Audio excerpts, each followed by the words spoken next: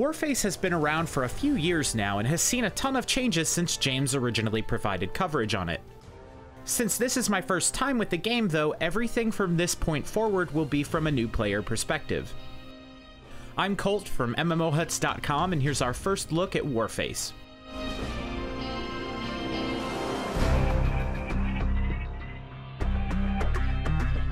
From a gameplay perspective, Warface doesn't bring a lot of new things to the table. It's a standard, tactical, class-based shooter. Players fight in a series of PvE missions and raids, as well as PvP modes to gain experience, rank up, and unlock new gear and cosmetics for their characters. There are small things sprinkled through the experience that help Warface stand out, though. One of my favorites is the ability to help your teammates reach ledges that would be too high to jump up to. One of you can crouch before these marked areas and hoist the other up. Once one of you is up, you turn and pull the other one up to the ledge as well. This made reaching new areas fun and helped give a sense of cooperation beyond shooting at the same guys as your friend. While not as visually pleasing as games like Battlefield 4, Warface is still very crisp looking. Models have a good level of detail, and the great lighting effects help everything to pop a bit more. During most of the game modes, you'll pick one of 4 classes, each with its own strengths and weaknesses. Establishing these differences is where Warface shines. The game introduces you to them through a series of very short but well thought out tutorials as you unlock the different classes. It also does a fantastic job of making each class feel separate and important. Warface emphasizes team composition for both PvE and PvP, and finding the right class for you and the right mix of classes for your team is critical. Warface's classes break down like this. Riflemen are the assault class. They use mid to long range assault rifles and handguns. Unlike other shooters, the assault class also carries ammo cases which restore ammo to yourself and your allies. Since enemies do not drop ammo on their own, you'll want to have at least one rifleman on the team. The medic uses shotguns and pistols, which leaves them nearly useless at range. They make up for this by having a medkit which can heal themselves and allies. They also have a defibrillator that can revive recently downed allies if used quickly enough. On normal and higher difficulties, not having a medic is suicide. The engineer is the most mobile of the classes. They use SMGs and claymores and are most effective at mid-range. Engineers can also repair the armor of their allies and themselves, which is a great support tool. Furthermore, engineers get a shorter interaction time with bombs and bomb-related game modes. Snipers are extremely straightforward. They use sniper rifles and their precision is their strength. Unlike other shooters, snipers do not have a breath mechanic, so those of you who struggle with remembering to hold a button to steady yourself won't have anything to worry about. Warface's PvE modes offer a series of instance-based missions for players to tackle. As players grow in rank and power, higher difficulty stages unlock. These stages are challenging and each designed around 1 or 2 major objectives. Some of the most difficult stages even have bosses to fight. The first boss in the PvE mode is a massive walking armor that fires rockets and machine guns at your party. The fight takes place in an open coliseum with narrow corridors to take cover in. The boss's shots destroy this cover, putting the fight on an unofficial deadline. The only way to damage the armor is for players to use rocket launchers that are airdropped into the zone. Most of the time they fell in the open field, the most strategic airdrop location. You'll need to rely on your allies to draw the robot's fire in rotations so that you can sneak out and grab the rockets without notice. Throughout the fight, the armor summons grunt enemies that actively hunt you through the covered hallways to force you out. This makes trying to deal with the robot quickly even more taxing. I've yet to beat the walking armor stage, which is sad because it's a normal difficulty stage. If this is normal, I think I'll pass on insane. Warface also has a more intense PvE mode called Special Ops. These are raid-style instances that offer more challenge and more rewards than standard missions. Different ops unlock as you gain rank, and each one costs 1 access token.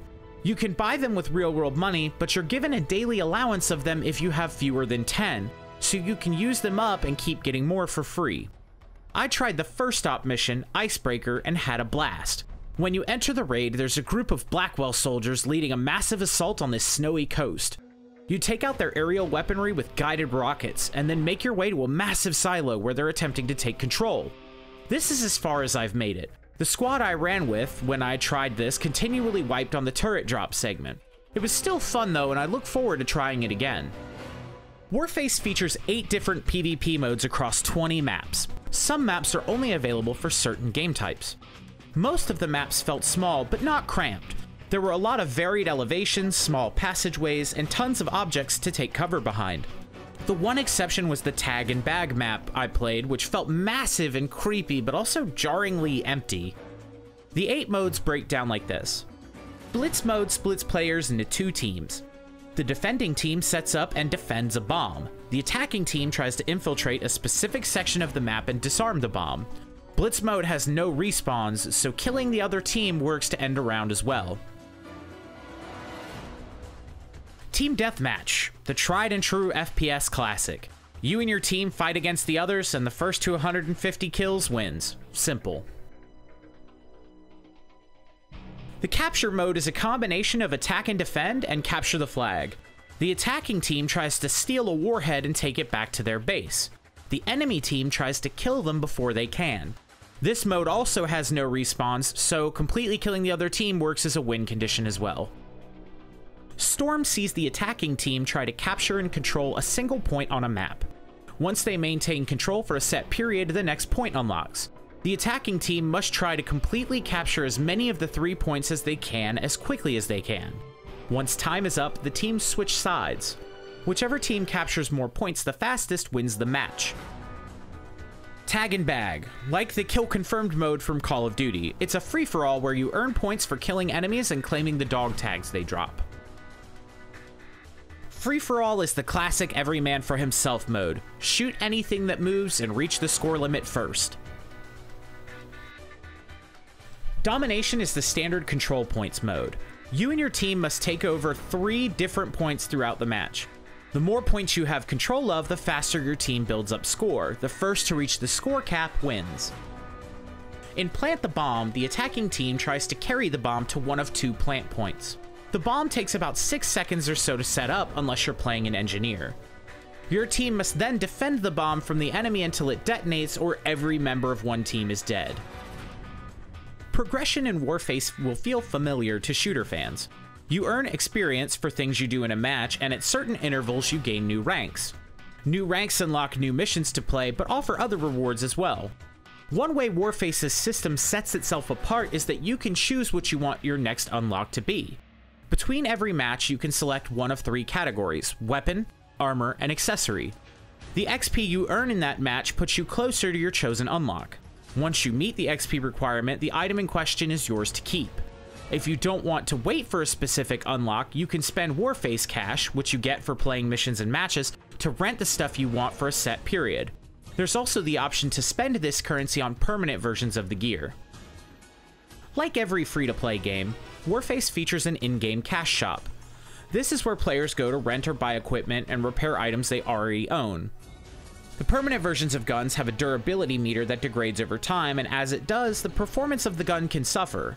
Repairing it before it gets too damaged is a good policy, as repairs can get expensive. Thankfully, Warface cash is easy enough to get through just playing the game. Credits are the game's real-world currency. Credits can buy random loot boxes that contain class-specific gear and cosmetic items. You can also buy XP boosters with them. A 2-hour VIP boost, which grants bonus XP, bonus cash, and bonus VP, is only 5 credits. The smallest bundle of credits available for purchase is $5 US, and it gets you 380 credits. This also includes XP boosts with it, so that's a bonus.